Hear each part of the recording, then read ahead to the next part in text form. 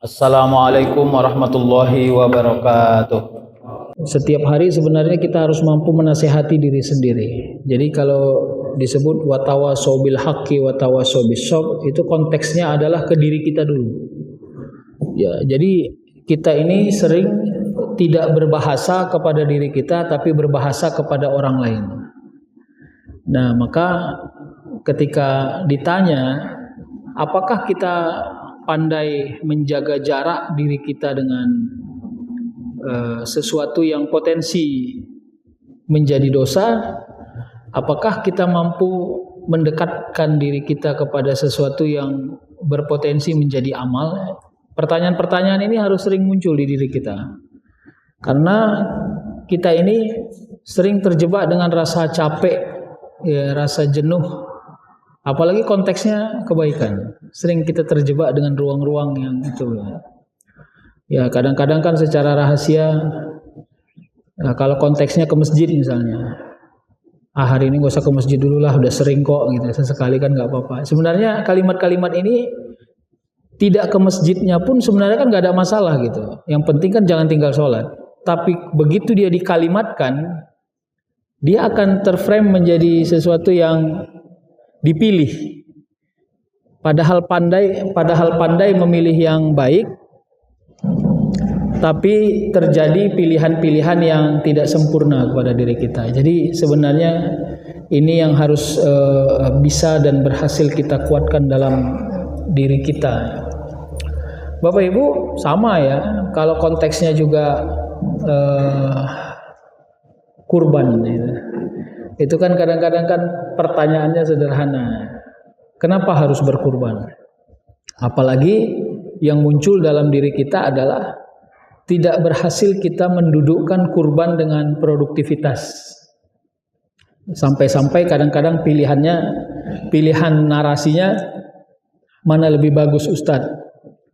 Saya berkurban atau bersedekah? Pilihan narasi-narasi yang menjebak sebenarnya. Sebenarnya pertanyaannya juga nggak energik. Pertanyaan ini tidak produktif kira-kira gitu. Ya kalau Anda berkurban ya Anda juga harusnya bersedekah lah. Masa harus dipilih gitu. Kurban itu syariah, sedekah itu juga syariah. Kurban itu punya waktu yang khusus, sementara sedekah itu every time. Kapan saja Anda memang diberi tanggung jawab untuk melaksanakannya. Jadi tidak untuk dipertanyakan itu. Sama juga dengan pertanyaan mana lebih bagus, saya membayar hutang atau berkurban. Nah ini juga pertanyaannya lucu menurut saya. Kenapa pas waktu mau berkurban Anda harus bayar hutang? Nah itu pertanyaannya. Kenapa nggak di waktu yang lain aja? Gitu. Apalagi ada orang berhelah, Pak. Dia sengaja berhutang uang yang membayarnya di waktu pas dia harus berkurban. Dan saat dia mau berkurban, memang uang yang ready hanya uang yang untuk berkurban. Akhirnya dia klarifikasi, dia kuatkan kepada Ustadz misalnya, Ustadz, saya punya hutang yang harus dibayar pada bulan Juni ini. Uangnya cukup untuk berkurban Ustadz. Menurut Ustadz mana yang saya dahulukan? Berkurban atau bayar? Dia menjebak Ustadznya supaya Ustadznya menjadi saksi bahwa jawaban itu datang. Saya mau ajak kita mengurangi helah untuk mengurangi tanggung jawab dan kewajiban. Karena harapan kita dari Allah tentang rezeki dan kemudahan juga besar gitu. Jadi setidaknya komitmen dan loyalitas kita terhadap tanggung jawab itu juga teruji. Ya, jangan sampai kita acak-acakan nilai amal dan tanggung jawabnya, tapi harapan kita kepada rezeki yang datang dari Allah terlalu besar gitu ya. Kadang-kadang kita merasa rumit sendiri. Kan ada orang memframe dirinya seperti orang yang mendapati banyak ujian. Ya, saya Ustadz umur 68 tahun. 3 bulan belakangan ini saya asam uratnya sangat tinggi. Saya merasa capek Ustadz. Saya berdoa kepada Allah, kenapa tidak dikabulkan? Saya juga khawatir kenapa berat sekali ujian. Begini, umur 68 tahun, berpenyakit baru 3 bulan. Masa dia nggak pandang 67 tahun selama ini dia sehat-sehat aja, nggak di frame sebagai satu yang enak gitu. Jadi maksud saya itu yang terjadi di diri kita. Kita ini cara berhitungnya rumit gitu. Kita ini suka fokus pada sesuatu yang kurang, tapi tidak berhasil fokus pada sesuatu yang banyak Allah hadirkan dalam diri kita. Saya kira kalau narasinya adalah narasi tanggung jawab, ada saatnya memang kita pandai berteman dengan ujian-ujian itu. Sama ya, orang yang bekerja lalu pensiun, katanya terkejut badan. Saya kebetulan belum pensiun, jadi saya belum terkejut badan gitu kan. Kenapa tiba-tiba dapat tunjangan A, tunjangan B, tiba-tiba kecil gitu.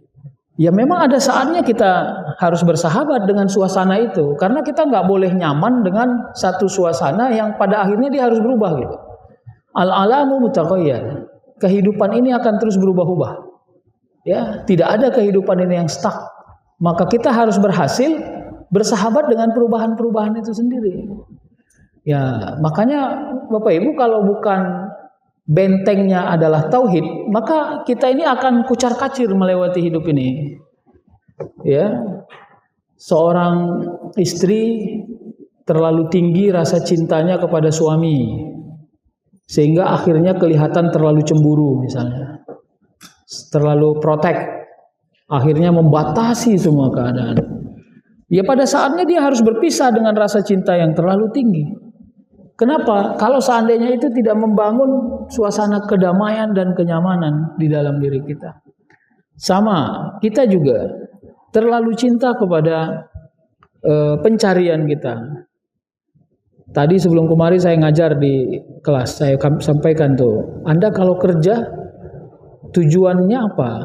Dapat gaji, uang berarti. Kira-kira selain dari uang ada nggak tujuan lain? Ya ini bukan motivator ya. Tapi kita suka salah sangka Pak. Kadang-kadang yang sering ternikmati kita secara langsung itu justru aktivitas harian kita. Bertemu dengan kawan, berinteraksi, diberi sedikit masalah, lalu bisa mencoba mengoret-oret bagaimana jalan keluar. Ternyata itu kita nikmati. Itu justru membuat semua alur kesehatan kita stabil. Akal kita bekerja, tubuh kita bergerak. Ternyata itu bagian dari nikmat kerja itu sendiri. Tapi karena kita terlalu fokus menunggu gajinya, sehingga kita tidak berhasil melihat proses itu sebagai bagian dari rezeki itu sendiri. Itu yang makanya sebenarnya ini maaf lah ya, tapi saya mohon ampun juga kepada Allah. Mudah-mudahan kalimat saya ini tidak salah. Cemana lah Ustadz, kerja awak berat, gaji awak sikit. Kalimat ini maksud saya nggak usah terlalu di frame, karena orang yang mungkin jumlah gajinya sedikit, boleh jadi karena kerjaannya berat, kerjaan berat itu memberi efek pada sehat badannya, sehingga dia tidak perlu mengeluarkan uang untuk cross check kesehatannya, untuk check up kesehatannya. Kenapa? Karena sudah include biayanya di situ. Tapi kan kalau saya narasikan gini, dianggap saya menghibur-hibur gitu. Sebenarnya enggak itu. Para sahabat dulu berhijrah. Bayangkan kalau mereka fokus memikirkan jarak. Hijrahnya Nabi dari satu tempat ke tempat yang lain itu bukan 501 km, Pak. 500 meter atau 1 km. Jaraknya perjalanan berhari-hari, Pak. Kenapa mereka bisa yakin, bisa struggle, bisa bertahan? Saya yakin karena mereka nggak mengukur jarak. Mereka meyakini bahwa dalam setiap proses perjalanan itu rezekinya sudah include. Karena jalan, keringat keluar, berarti metabolisme tubuh berjalan dengan seimbang. Setiap dalam perjalanan ketemu banyak interaksi, berarti ilmu dipertahankan Allah dalam setiap perjalanan. Jadi cara membacanya lebih produktif gitu. Sehingga akhirnya semua dianggap menjadi rezeki. Ya. Seorang anak bilang gini, aku peninggal ini Ustaz. Aku punya orang tua udah sakit-sakitan, dan nyusah-nyusahi aja deh sekarang nih, pening kepala aku katanya. Kalau cara membacanya hanya dari uang yang keluar. Coba cara membacanya dari nilai yang tidak dimiliki banyak orang. Pertama, tapi memang harus pandai bermain atau meyakini dengan tauhid. Tidak semua orang diberikan Allah kesempatan mengabdi kepada kedua orang tuanya. konteksnya merawat, konteksnya bersabar, konteksnya bersangka baik, dan Anda diberi kesempatan itu. Ya, boleh jadi di tengah-tengah Anda capek merawat orang tua yang sudah tidak produktif tadi, apalagi mengeluarkan uang banyak merawatnya. Ya, disitulah Allah pertahankan kita, aturannya uang yang kita gunakan itu mungkin dibuat untuk sesuatu yang lalai, tapi karena tahu orang tua harus membutuhkan uang banyak, akhirnya yang lalai nggak jadi. Jadi sebenarnya banyak yang rahasia di situ. Yang kalau kita pandai melihatnya, semuanya menjadi sumber rezeki. Ya, merawat orang tua harusnya dipandang sebagai rezeki, Pak. Serius. Kenapa? Karena efeknya adalah amal, dan amal itu efeknya adalah kehidupan setelah hari ini. Ya, walal akhiratu khairul laka minal ula, wal akhiratu khairu wa abqa. Allah yang frame itu di dalam Al-Qur'an. Jadi Anda jangan tidak yakin kepada akhirat, dan akhirat itu kehidupan setelah dunia ini tidak ada sama-samanya dengan dunia ini. Semua kepentingannya pada urusan-urusan amal. Makanya saya bilang backgroundnya adalah tauhid. Kalau kita tidak pakai latar tauhid, sebenarnya kita akan merasa capek beramal ini. Kenapa? Karena kita anggap sia-sia. Sama kayak orang yang mencoba membandingkan. Kalau orang coba membandingkan antara sedekah dengan berkurban. Ya, kurban itu syariah. Waktunya, timingnya ditentukan. Sifat dari memahami syariah adalah sami'na wa ata'na. Ada kalanya memang tidak perlu akal rasional untuk membaca kausalitas kebenaran dari perintah Allah. Sama kayak haji. Bagaimana cara membaca kausalitasnya? Nanti kan direpotkan lagi. Mana lebih bagus Ustaz? Saya berangkat haji atau saya bersedekah kepada orang? Konteksnya selalu sedekah. Nggak ada, Pak. Ada saatnya Anda harus sami'na wa ata'na. Ayo ikuti. Di dalamnya ada iktibar kepada kisahnya Ismail dan Ibrahim misalnya.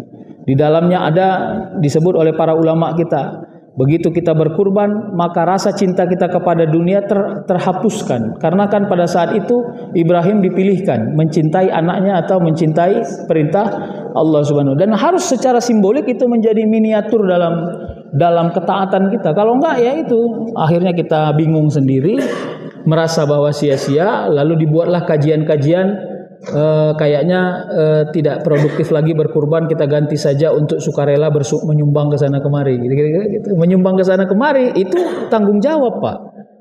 Jadi kalau kita punya harta banyak, itu saya pernah ditanya jamaah udah lama sekali sebelum Covid, dia bilang begini. Waktu itu pembahasannya tentang sombong. Ditanya, Ustadz, kalau saya punya uang 1 triliun, kira-kira menurut Ustadz saya sombong nggak kalau punya mobil harga 3 miliar katanya. Tapi harta saya 1 triliun katanya. Saya bilang, kalau Anda punya harta 1 triliun, mobilnya harga 3 miliar itu masih murah. Bagusnya 5 miliar itu minimal lah tuh saya bilang. Masa harta 1 triliun mobilnya cuma 3 miliar saya bilang. Tapi ingat, Anda punya harta 1 triliun, mobil 3 miliar tapi sedekah masih gocengan, berarti berantakan saya bilang. Hati-hati. Jadi konsekuensinya ditanggung jawab. Kita nggak perlu kaji dia punya harta berapa, tapi aksesnya sejauh mana itu yang penting. Makanya amilus solihah itu bicara tentang accessibility. Peran Anda setelah Allah beri tanggung jawab harta, jabatan, kekuatan, kemampuan, lalu aksesnya sampai sejauh mana gitu. Kalau aksesnya hanya berputar-putar di keluarga Anda aja, berarti Anda kikir. Kita ini pelit, kira-kira gitu. Tapi kalau aksesnya sudah sampai yang sejauh manapun, ya karena harta yang Allah berikan, ya karena kemampuan dan jabatan yang kita miliki, lalu aksesnya sampai kemana-mana, berarti Anda cukup bertanggung jawab untuk melewati kehidupan dan ritme kehidupan ini. Jadi sama, kalau saya bilang beragama ini juga harus punya loyalitas. Jangan karena berharap sesuatu kepada Allah lalu kita jadi orang taat. Begitu kelihatannya feedbacknya nggak ada, kita berhenti jadi orang taat. Begitu kita diperintahkan kepada sesuatu, kita mencoba membangun rasionalitas mengukur ini produktif atau tidak produktif. Ya kenapa? Karena Tuhannya bukan akal kita. Tuhannya adalah Allah Subhanahu wa taala. Akal kita ini adalah wasilah untuk membuat kita taat kepada perintah Allah. Maka sikap yang paling tinggi secara tauhid ya sami'na wa ata'na. Kan di frame ceramahnya almarhum Ali Jaber, Ustadz Ali Jaber ya. Mudah-mudahan Allah merahmati beliau dan menjadikan beliau sebagai ahli surga. Apa yang di frame? Bahwa seorang ayah bisa mencukupkan kurban daripada keturunan-keturunannya. Bahkan kalau saya tidak silap ada disebut sampai 40 orang katanya. Kalaupun kita secara kontekstual mencoba menghubungkan hadis ini dengan kewajiban atau anjuran untuk berkurban, berarti bukan menyederhanakan kurban itu maksud saya yang salah pandang gitu. Tapi justru meyakinkan bahwa seminimalis apapun kita jangan sampai tidak berkurban. Begitu cara membacanya. Jadi bukan ya udahlah ngapain kita kurban, udahlah ayah aja yang kurban, kita nggak usah lah kira-kira gitu. Padahal kita sanggup, mungkin di dalamnya kita punya giroh ketika kita berkurban gitu. Nah yang kita khawatir adalah tingkat loyalitas kita mematuhi perintah Allah ke depan karena dibentur-benturkan dengan akal rasionalitas dan rasionalitas kita ini selalu terhubung dengan perubahan zaman dan keadaan. Maka lama-lama nanti semua hal-hal yang sifatnya ritual akan meluntur dari diri kita. Nanti orang juga akan mencoba mengkaji apa hubungan produktivitas sholat dengan hubungan sholat dengan produktivitas. Akhirnya orang lama-lama nggak sholat, kira-kira gitu. Kenapa? Semua mencoba mempertanyakan gitu. Padahal tingkat kepatuhan kita diuji di situ. Ya. Nah, Bapak Ibu, saya sebenarnya ingin menguatkan ini kepada kita. PR kita ini ada kepada keturunan-keturunan kita. Jadi kita ini harus hadir sebagai dai kepada keturunan-keturunan kita untuk menyambung nilai-nilai ketauhidan itu. Ya, misalnya begini, saya sering contohkan ini, mungkin di sini pernah juga saya contohkan. Kita punya anak kecil, ya SD, pintar, cerdas, berprestasi. Tiba-tiba pada suatu hari dia ngomong sama ayahnya atau sama ibunya, ya kakak, kebetulan perempuan misalnya, dari tadi pagi sekolah, pulang sore les, capek kali ya. Kalau gitu kakak izin tidur dulu ya.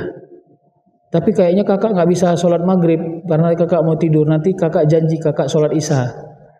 Nah, anak ini pintar, cerdas, berprestasi, membanggakan. Nah, kira-kira sebagai ayah atau sebagai ibu apa jawaban kita kepada anak ini? Saya mau mengajak kita untuk tidak luntur watawasau bil haknya. Karena tidak ada alasan sebenarnya untuk meninggalkan sholat. Setidaknya bicara pada edukasi. Kita harus sampaikan, nggak boleh nah tinggal sholat. Kakak capek kali ya, iya. Tapi memang nggak boleh nah, kira-kira gitu. Walaupun pada saat itu dia tertidur dan tinggal sholatnya, tetap tinggal sholatnya. Setidaknya dia paham bahwa ayahnya nggak pernah setuju bahwa dia tinggal, dan itu yang penting. Makanya edukasinya penting, Pak. Kita ini sedang punya PR besar kepada generasi-generasi kita, karena mereka khawatir kita sudah tidak tertarik dengan hal-hal yang sifatnya doktrinal, hal-hal yang sifatnya ritual, yang tidak terhubung dengan produktivitas itu tadi. Kenapa? Karena desain kemajuan teknologi mengajak mereka untuk berpikir sangat keras dan berpikir sangat radikal, sangat kritis. Sehingga mereka nggak sempat bergantung kepada siapapun, termasuk kepada Allah Subhanahu wa Ta'ala. Ini yang kita khawatir sebenarnya. Makanya Allah dalam Al-Quran sudah mewanti-wanti itu, ar-ra'ahu istaghna, ya, bahwa salah satu sifat manusia yang agak mengerikan itu adalah istaghna, merasa independen, tidak perlu bergantung kepada siapapun gitu. Kenapa? Karena dia punya ability, dia punya kemampuan sendiri, dia merasa nyaman sendiri. Tapi dia lupa, inna ila rabbikar ruj'a. Sesungguhnya semua manusia ini kembalinya kepada Allah. Allah peringatkan itu dalam Al-Quran. Nah, begitu disebut inna ila rabbikar ruj'a, berarti frame-nya adalah tauhid. Ya. Hak kuasa absolut terhadap kehidupan kita ini adalah Allah Subhanahu wa Ta'ala. Makanya la ilaha illallah. Tidak ada ilah. Ilah ini simbol kekuatan, simbol keperkasaan, simbol keakuan, karena yang memiliki itu adalah Allah Subhanahu wa Ta'ala. Bapak Ibu, jadi inilah yang menjadi tenaga. Saya mau ajak kita untuk udahlah gini. Ini bicara yang praktis ya. Kita hampir sama, bekerja di satu instansi, punya gaji bulanan, punya tunjangan. Saya kira kita harus punya amal di atas rata-rata. Ya, kita ini bukan orang yang kelihatan suntuk kalau mau berkurban, mau ini nggak di situ frame kita. Makanya kita harus naik di atas. Ya, kalau saya sama kawan-kawan saya bilang tuh, kita ini hukumnya sudah wajib berkurban menurut saya ya. Kenapa? Karena kita punya gaji bulanan, kita punya tunjangan, nggak ada alasannya menurut saya. Jadi kalaupun anjuran yang sifatnya sangat diiktikadkan, dikuatkan, tapi bagi kita harus, ya, terlepas akal produktif atau tidak, ya. Tapi kita harus meyakini patuh kepada Allah itu tidak boleh diganggu oleh alasan-alasan yang tidak ada hubungannya dengan keimanan dan ketakwaan kita kepada Allah Subhanahu wa taala. Jadi Bapak Ibu, ini nanti frame-nya, makanya kita coba lihatlah jejak berdiri kita itu sudah sejauh mana. Umur kita terbatas. Konteks dari terbatasnya umur kita itu bisa dalam dua variabel. Satu, memang umur yang habis. Dua, kemampuan yang sudah mulai berkurang. Jadi kemampuan yang sudah mulai berkurang juga konteksnya umur yang terbatas, Pak. Dulu kita bisa sawer, sekarang uang nggak ada, nggak bisa sawer lagi, kira-kira gitu. Dulu kita bisa rekomendasi orang untuk bekerja di mana-mana, sekarang udah. Jadi memang ada masanya kita sudah tidak punya kemampuan yang sangat tinggi, ya. Dulu waktu kita jadi pejabat, semua orang pengen cium tangan awak. Sekarang setelah tak jadi pejabat, semua orang pun malas nengok awak. Misalnya kira-kira gitu. Dan ini kita harus memanfaatkan ini dengan sekuat tenaga, karena semua pasti ada batasannya. Dan harapannya bila kita sudah sampai pada batasannya, kita sudah berhasil menyematkan diri sebagai orang yang gembira karena kita punya totalitas di dalamnya.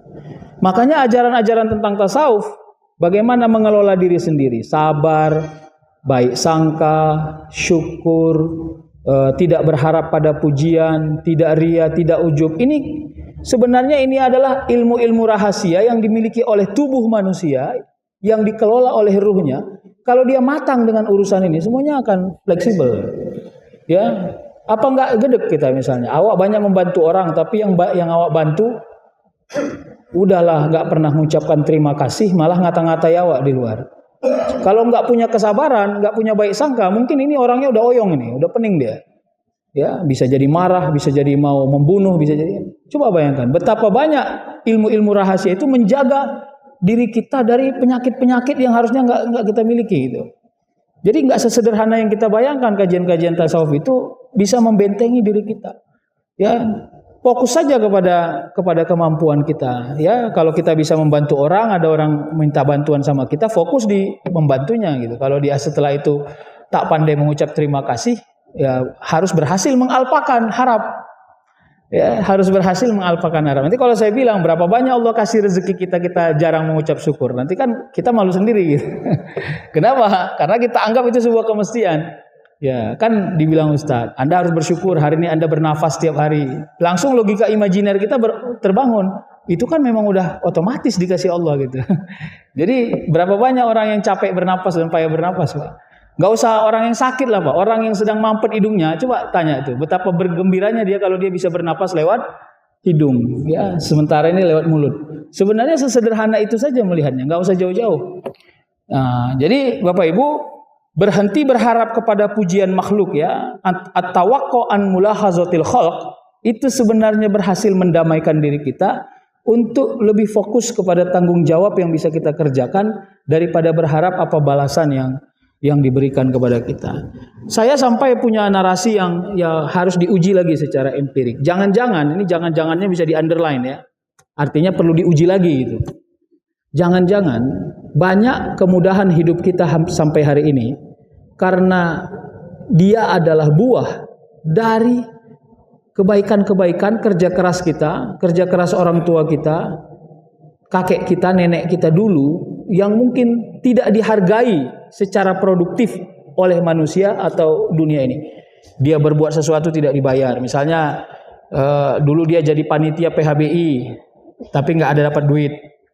Sibuk mengerjakan apapun gitu. Ya, itu buahnya adalah kemudahan-kemudahan kita. Harus berhasil menghubungkan itu. Jadi kalaupun kita merasa kita berhasil secara dunia, tolong pastikan itu adalah akumulasi dari banyak hal.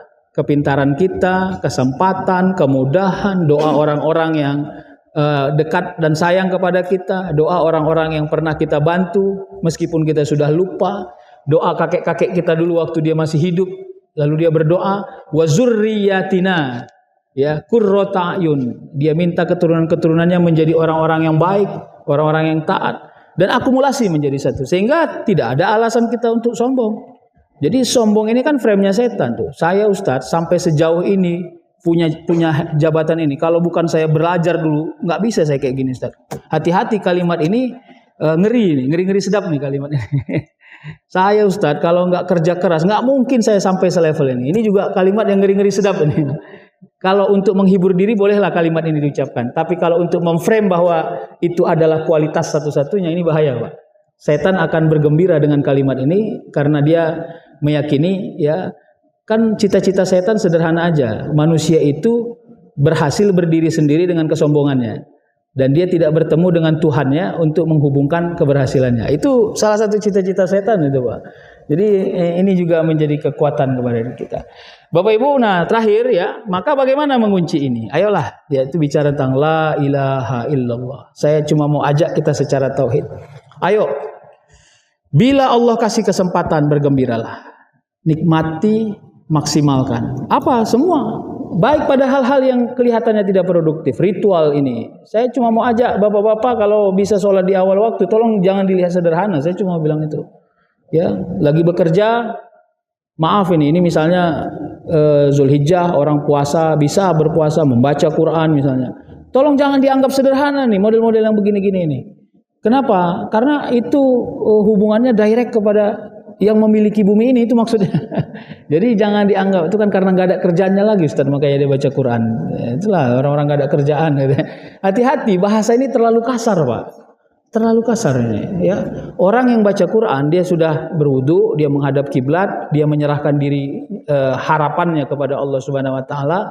Bila dia tidak sempurna membacanya, dia sambil belajar membaca. Terlalu banyak amalnya di situ. Jadi jangan dilihat sesederhana yang kita bayangkan itu nggak boleh. Ya, maka ini nanti menjadi kekuatan bagi diri kita.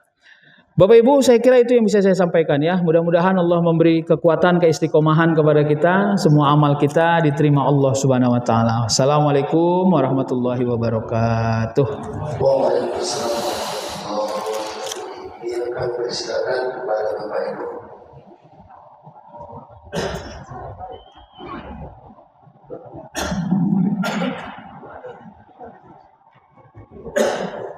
Terima kasih Pak Ustaz sampai di sini. Ya. Nah, ini Pak Ustaz serta sumbernya saya Rian Syah. Saya tertarik sekali Pak ya, materinya ini singkat, padat tapi mengena gitu ya. Saya pun dari studi udah balik kantor pun materinya ini luar biasa. Bagus, meskipun baru mengantar lah ya. Nah ini Pak Ustaz. Tadi Pak Ustaz sampaikan ada kausalitas hubungan kita dan spiritual gitu ya. Kalau lunturnya nilai-nilai itu, saya merasakan ternyata iya Pak. Karena memang di semua insan ini ya, itu bergeser antara rasionalitas dan spiritualitas gitu ya. Loh ini ngapain naik haji misalnya? Ngapain bersedekah gitu ya? Ngapain sholat di sana misalnya? Karena dipacu oleh rasionalitas. Nah, ini saya mengenai Pak. Ketika kita mengalami COVID 2020, menyempurnakan kalau apa teori itu ternyata menyempurnakan gitu ya. Karena dengan adanya COVID, semua itu ternyata bisa kita lakukan tanpa perlu ada keterlibatan orang lain misalnya. Jadi dengan kita sendiri Zoom segala macam itu sudah terhubung dunia luar yang dulunya nggak mungkin kita lakukan, tapi hari ini mungkin. Nah, lalu tadi waktu juga sampaikan kita khawatir ke depan itu akan luntur gitu. Nah ini saya ingin tanyakan ini maksudnya ada beberapa hal yang saya tanyakan. Dari pendapat tersebut dari dakwah tersebut ya, itu satu nih munculnya ajaran saintifik yang tidak mengenal Tuhan misalnya, lebih ke rasionalitas dan sebagainya itu menganggap itu ajaran mereka. Nah yang kedua, ini kan tantangan juga maksudnya, ini apakah tantangan bagi metode dakwah? Ya. Karena kalau kita tahu agama itu sudah ratusan tahun lalu ya, beradaptasi dengan berbagai zaman dan hari ini memang sangat revolusioner ya. yang konkret, berubah sekarang. Kenapa? Memang tantangan metode dakwah ini semakin kuat. Karena kalau saya sampaikan, dengan kita nanti sudah membahas itu semua gitu. Dan nilai-nilai spiritual itu kan rasionalitas. Nah yang ketiga, ya kalau kita lihat yang mau saya sampaikan berasal ini. Jadi kalau di saya sendiri memang kembali pada nilai spiritualitasnya yang begini ya. Ketiga, kita dibaca oleh kerjaan ini, stres yang tinggi, target achievement dan sebagainya. Kita lupa bahwa jadi ketika itu serba dunia, namun ketika kita kembali ke spiritual itu hilang. Kesibukan, kebenaran, target dan sebagainya itu hilang. Jadi itu merupakan kita menunjukkan spiritual kembali kepada Allah. Jadi itu dengan semua balancing ya, dan seluruh. Nah, itu maksudnya tiga Pak. Apakah itu memang saintifik? Yang kedua, apakah itu dakwah? Yang ketiga, apakah memang nilai spiritualitas ini memang mampu menjawab kesibukan zaman saat ini? Baik, alhamdulillah. Saya gembira sekali malah dapat pertanyaan ini ya. Kita coba akumulasi ya. Terima kasih kepada Bapak. Saya kebetulan background saya filsafat, Pak. Jadi memang metode berpikirnya adalah bagaimana, kan itu ada induktif dan deduktif. Saya dalam analisis saya ya, termasuk itu saya saji dalam beberapa paper saya yang dipublish lah ya kira-kira. Saya sampaikan itu secara doktrinal orang dulu bisa duduk misalnya gini, dikasih tahu ayat lalu dia patuh kepada itu. Anak sekarang kelihatannya nggak begitu. Dia bicaranya induktif, Pak. Harus dialami dulu. Setelah dialami baru dia tahu bahwa Allah sebenarnya sudah ngomong itu dalam Al-Quran. Jadi empirical mindset. Jadi bicara tentang sesuatu yang dialami dulu, baru setelah itu dia tahu bahwa Tuhannya memerintahkan itu kelihatannya gitu. Kalau di doktrin ini yang bahaya. Coba kalau Bapak mau menguji ini, sebenarnya tapi jangan dijadikan ujian ya. Misalnya gini, sholat. Kalau ini konteksnya anak, tahu nggak Allah sebutkan ini dalam Al-Quran, sholat. Dia nggak akan begitu takut tuh, kelihatannya gitu. Karena anak sekarang tuh kritis sekali gitu. Apalagi dia belum berhasil, orang tuanya belum berhasil menyampaikan apa hubungan sholat dia dengan produktivitas dirinya. Gitu. Nah, apalagi dia bangun gini, saya aja jarang sholat, ranking aja, kira-kira gitu kan. Jadi hubungannya sangat praktis gitu. Ya, saya nggak sholat juga udah kaya, kok ngapain saya sholat? Karena dia anggap sholat itu untuk kaya. Nah itu frame-frame itu yang sebenarnya harus kita benahi, ya kita luruskan kembali bahwa sholat itu konteksnya adalah tanggung jawab. Itu yang saya bilang tadi, merubah mindsetnya. Ya, ini PR kita bersama. Makanya apakah ini saintifik? Saya kira bicara tentang perubahan zaman itu kan dalam kaidah tuh taghayyurul ahkam bi taghayyuril azman wal amkinah. Berubahnya satu hukum menyebabkan berubahnya satu keadaan menyebabkan berubahnya satu hukum, kira-kira gitu. Nah, inilah PR kita, Pak. Saya sih kalau ditanya solusinya, kita harus kembali meyakini bahwa secara doktrinal kita ini memang miliknya Allah Subhanahu wa taala dan kita tidak boleh tidak merasa takut kepada semua hukum-hukum Allah itu. Jadi itu harus hidup di dalam diri kita. Kalau enggak, kita ini akan nyaman aja semua, Pak. Itulah ar-ra'ahustagna itu tadi. Ini penyakit manusia akhir zaman ya, Pak. Dia enggak perlu bergantung kepada siapapun, dia merasa bahwa karena ini PR ya sebenarnya bagi tapi ini direkam pula ya, saya khawatir ngomongnya aneh-aneh. Misalnya begini, frame bahwa kalau kita melakukan ini nanti hadiahnya ini, kita kalau melakukan ini hadiahnya ini, kalau melakukan ini, bayangkan Bu, kita puasa 1 hari aja kita dapat pahala seluas langit dan bumi. Saya sering memberitahu teman-teman ustadz-ustadz dalam pelatihan-pelatihan, saya sampaikan itunya nggak usah di frame kali gitu. Khawatirnya semua jamaah yang sangat awam berpikirnya sangat materialistik dan kalkulatif. Ya, berarti harus dapat ini, harus dapat ini, harus dapat ini. Meskipun tidak ada yang salah dalam hadis itu. Kenapa disebutkan seperti itu? Supaya manusia tertarik mengamalkannya. Ya, sampai kan begini. Tapi ini udah saya pernah kasih contoh nih di sini. Saya bilang begini, ada seorang ayah bawa hadiah kepada anaknya yang 3 orang dan istrinya. Tiket gratis ke Raja Ampat, holiday.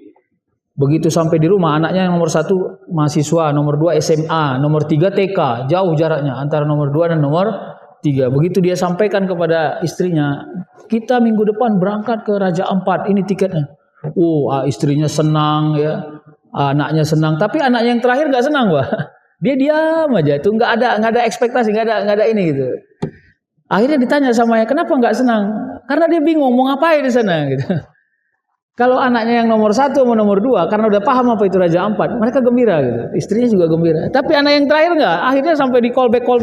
Akhirnya dia bilang, "Ya, di Raja Ampat ada Hot Wheel enggak? Tahu Hot Wheel ya? Mobil-mobilan itu."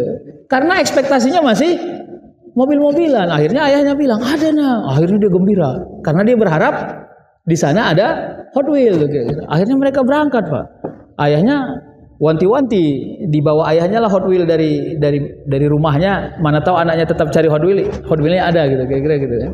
Tapi sampai di sana lalu mereka mandi di pantai gembira, anaknya tadi sampai lupa Hot Wheel itu. Di callback sama ayahnya, "Dek, cuman ayo beli Hot Wheel yuk." "Nggak usah lah ya, mandi-mandi aja dulu enak di sini." Akhirnya dia nggak tertarik dengan Hot Wheel itu. Narasi ini pasti nggak cocok, tapi saya kira begitulah. Kita ini kayak anak TK tadi itulah ya. Begitu ditawarkan mau masuk surga, yang kita tanya, di surga ada dunia nggak? Jadi seleranya masih dunia gitu. Maka akhirnya yang ditawarkan adalah dunia-dunia itu. Makanya kalau puasa dapat pahala seluas dari, saya melihatnya seperti itu. Tapi di atas itu semua, kalau tauhid itu sudah bertumbuh dan berkembang, maka rasa cinta kepada Allah itu akan menjadi tujuan. Makanya kalau ditanya secara tauhid, apa tujuan orang masuk surga? Ya bertemu kepada Allah dan Rasulullah, nggak ada yang lain. Itu nikmat yang paling tinggi, Pak. Ya, bukan bertemu sama bidadari, Pak. Nanti kalau saya frame, ya, saya insya Allah Ustaz, kalau nengok-nengok amal saya ini, saya 6 bidadari saya nanti, insya Allah lah ini. Udah saya hitung-hitung nih Ustaz. Saya haji, saya ini, coba Ustaz bayangkanlah, kalau ini katanya 2 bidadarinya, banyak bidadarimu. Pertanyaannya bidadari itu di surga mau diapain? Pertanyaannya apa masih ada syahwat dan nafsu di surga? Nah, mau ditengok-tengok aja atau jadikan pajangan? Maaf Pak, saya tidak mengkerdilkan hadis atau riwayat, tapi saya mau ajak kita menaikkan sedikit frame-nya agar kita ini meyakini bahwa sesungguhnya banyak sekali kemudahan yang Allah beri kepada diri kita. Nah, jadi metode dakwah juga begitu. Saya mau bilang induktif sekarang. Sekarang ini lupa saya ya, tapi di daerah Jawa Barat. Waktu itu saya di sana, lalu saya singgah di satu masjid yang di pinggir jalan. Ya masjid musafir lah kira-kira gitu ya. Kira-kira bahasanya gini, tapi saya tidak pandai betul memahami bahasanya, menarasikan bahasanya. Malulah kira-kira gitu. Bisakah Anda malu gitu? Malulah, Mas, kenapa singgah di masjid hanya buang air gitu? Kira-kira gitu. Karena kalau kita marah-marahi orang cenderung nggak mau, Pak. Mau panjang kali pun jenggot kita, banyak kali pun serban kita, kalau kita marah-marahi dia nggak sur dia tuh. Ya, mau jadi apa kau? Nggak mau dia tuh. Tapi kalau kita ajak dia untuk mengedukasi dirinya sendiri, dia disuruh belajar sendiri gitu, dengan narasi-narasi yang dilihat. Itulah kelemahan dan sekaligus kelebihan orang-orang zaman sekarang kita ini. Kita ini nggak suka diintervensi. Bapak-bapak lah, misalnya bapak-bapak jarang ke masjid, tiba-tiba masuk WA di grup komplek bapak. Ya, cie yang sibuk-sibuk malas ke masjid, ngeri kali ya. Pasti saya yakin bapak-bapak makin malas ke masjid. Kenapa? Akan muncul frame, sok paten kali kau, macam kau aja yang betul, kira-kira gitu kan. Jadi bapak-bapak, makanya metode dakwah yang paling lunak induktif. Ayo kita ajak dia mengevaluasi dirinya sendiri, membelajarkan dirinya sendiri. Kalimat yang ada itu, saya justru merasa tersindir dengan kalimat itu. Kira-kira kalau bahasa Medannya gini, malulah masa ke masjid cuma pipis saja, kira-kira gitu. Akhirnya kita tahu diri kan, akhirnya kita infak, akhirnya kita sholat tahiyatul masjid. Kenapa? Bahasa itu nggak menghakimi, bahasa itu tidak mengejek siapapun gitu, hanya sekedar untuk mencari muhasabahnya saja, menghisap saja apakah kita sudah benar atau tidak. Nah, saya kira itu yang bisa saya jawab. Memang Bapak Ibu tantangan kita berat ya. Begitu Allah membuat kisahnya Nabi Nuh di dalam Al-Quran. Ya, surah Hud 41 sampai 46, silakan dicek. Bahwa Nabi Nuh membuat kapal lalu semua masyarakatnya mengejek, anaknya diajak ke kapal nggak mau, dia bilang dia mau naik ke atas gunung. Pada akhirnya anaknya celaka, lalu Nabi Nuh meminta kepada Allah agar anaknya diselamatkan. Lalu Allah bilang dia bukan anakmu. Diminta lagi sama Nabi Nuh. Sampai Allah bilang, aku yang maha tahu, kau nggak tahu. Sampai di situ pahamlah kita. Dan harus kita azamkan bahwa setingkat Nabi saja, dia harus loyal kepada perintah dan takdir Allah Subhanahu wa Ta'ala.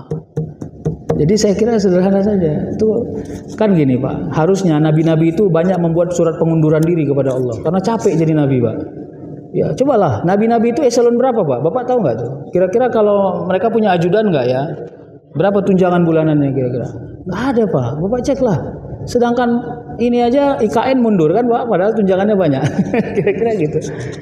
Kenapa Allah tidak berikan fasilitas dunia kepada mereka padahal mereka itu adalah orang-orang yang premium harusnya kualitasnya. Saya cuma mau bilang karena nabi-nabi itu sudah selesai urusan dunia. Mereka sangat gembira dipastikan bisa masuk surga. Meskipun sampai hari ini belum ada satu nabi pun yang masuk surga. Sangat futurolog. Bapak-bapak mau nggak bekerja? Kawan-kawan sekalian, ayo kerja di perusahaan saya. Insya Allah kalian saya buat bahagialah. Tapi nggak pernah dikasih tahu gajinya berapa, nggak pernah dikasih kapan digaji. Mana bisa kita makan bahagia Pak? Kira-kira gitu. Tapi para nabi selesai urusan itu. Dan kita harus pandai menapak itu. Kalau enggak ya udah Pak. Kita ini sangat kalkulatif. Gampang kali itu. Menarasikan supaya kita nggak jadi orang taat itu sangat mudah. Sangat mudah. Ya, begitu kita nggak sholat, kita semakin enak hidupnya, kita akan bangun frame ya. Nggak sholat aja saya enak kok hidupnya, ngapain saya sholat? Selama cara mengukurnya masih seperti itu. Baik ya begitu ya Pak. Ada satu lagi boleh ya Pak? Oh iya, silakan. Satu lagi. Silakan. Sebelum jam 12 saya sudah. Nah, Pak, ini menyangkut ke nomor 1 ya. Nah, ini itu ada COVID lagi Pak. Jadi, saya coba. Nah, jadi ini relevan dengan kondisi seminggu ke depan itu ibadah haji. Ibadah haji ya. Nah, ini Pak, saat ini investasi itu datangnya kripto. Kripto ya. Isikan apa tapi klaimnya ada. Klaim saya memiliki kripto sekian, fisik ada keagungan. Lalu ada juga yang namanya pembahasan itu investasi tanah dalam virtual. Ya, jadi kita nggak memiliki tanah fisik, namun tanah virtual ada dan itu dia ini sah gitu kan. Jadi ada komunitas yang mengklaim bahwa itu tanah virtual sah. Nah, yang sering kali dengan Pak ini itu tren yang mulai terjadi itu metaverse. Salah satunya adalah ibadah haji. Kalau kita masuk dalam dunia metaverse, maka sangat marah gitu ya. Metaverse kita melaksanakan ibadah haji secara virtual. Ya, nah itu kemarin terjadi perdebatan apakah sah atau tidak. Gitu. Meskipun secara fisik kita tidak sana, namun secara virtualnya sampai Pak. Ada juga itulah kondisi hari ini teknologi yang sangat membuat gila, sangat gila. Namun itu terjadi perdebatan metaverse itu memang aneh ternyata. Karena yang saya tanyakan mungkin Pak Ustaz ya, mungkin yang berkecimpung di movie atau apa, sampai pendapat atau pandangan ibadah yang diseluruhkan secara metaverse itu bisa berbagai makasih. Baik. Iya, tapi bagus juga itu dipertanyakan. Pak, sebenarnya yang paling logik, Pak. Ini untuk zaman sekarang ini, zuhur sama asar tuh dirapel aja jadi satu. Serius, kan mengganggu produktivitas, Pak. Benar toh? Iya, udah itu duha sama subuh kayaknya satu paket aja. Lebih cantik itu. Coba Bapak bayangkan, kan enak kan, Pak? Iya, paket hemat kan? Ah, itu dia. Tapi ternyata bicara ritual, Pak. Kaidahnya sudah jelas. Al-aslu fil asya'i at-tahrim. Kalau Rasul bilang sallu kama ra'aitumuni usolli. Makanya bicara ritual selama tidak pernah diatur berarti jangan dikerjakan karena itu haram. Maka bicara ritualitas saklek. Perubahan zaman tidak akan pernah membuat dia berubah. Ah itu kira-kira. Nah, walaupun pada hal-hal yang sifatnya furu'iyah, tapi ini kan nyinyir-nyinyiran aja. Termasuk saya juga nyinyir untuk urusan itu. Sekarang orang tawaf kalau naik di lantai 2 itu bisa pakai mobil apa itu? Golf. Kalau saya, entah saya masih kampungan Pak, bagi saya harus jelas ilatnya. Ilatnya itu alasan hukumnya. Kenapa Anda pakai itu? Pertama memang Anda sakit. Yang kedua Anda punya potensi untuk sakit. Berarti bicara umur. Kalau malas atau supaya cepat, boleh nggak alasannya? Saya bilang nggak boleh. Nah, tapi di sini yang kelihatannya masih nggak seimbang, gitu ya. Ya karena kelihatannya siapa aja yang nyewa, yang penting ada duitnya. Bisa lewat. Fa'tabiru ya ulil albab. Saya khawatir di ruang-ruang furu'iyah itu yang sebenarnya sekarang sudah mulai terdegradasi ya, sudah mulai dirobah-robah gitu. Tapi perintahnya nggak boleh Pak. Serius Pak. Nanti walaupun besok kiamat misalnya, entah 100 tahun atau 200 tahun lagi, sholat itu nggak boleh dirubah-rubah Pak. Nah, kira-kira gitu. Sama seperti haji. Haji konteksnya metaverse ya, karena dia ritual haji itu Pak, nggak akan bisa dirubah-rubah itu. Begitulah haji itu. Mungkin ya variabel kecil-kecilnya, yaitu yang saya bilang furu'iyahnya itu yang mungkin dirubah. Dulu orang tawaf langsung di depan Ka'bah, sekarang sudah sampai di lantai 3, lantai 4 misalnya. Dulu orang jalan manual, sekarang sudah ada pilihan-pilihan ya, sempat pakai kursi roda, sekarang sudah ada mobil-mobil kira-kira gitu. Ya boleh saja nanti sajiannya bisa lebih lain lagi ya. Kalau yang undangan-undangan itu haji-haji kehormatan itu justru mereka fasilitasnya justru fasilitas yang nomor 1 Pak. Kemana-mana bisa naik heli, undangan-undangan raja itu. Nah tapi tentang perintah rukun hajinya tidak akan pernah berubah dan tak boleh akan berubah. Jadi teknologi kalau dalam konteks keimanan tidak akan pernah merubah perintah Allah Subhanahu wa taala. Dan kita selalu dalam lindungan Allah Subhanahu wa taala. Nauzubillahi minasyaitonir rajim. Bismillahirrahmanirrahim. Alhamdulillahirabbil alamin wassalatu wassalamu ala asyrafil anbiya'i wal mursalin wa ala alihi wa sahbihi ajma'in. Rabbana zalamna anfusana wa illam taghfir lana wa tarhamna lanakunanna minal khasirin. Allahumma la sahla illa ma ja'altahu sahla wa anta taj'alul hazna idza syi'ta sahla.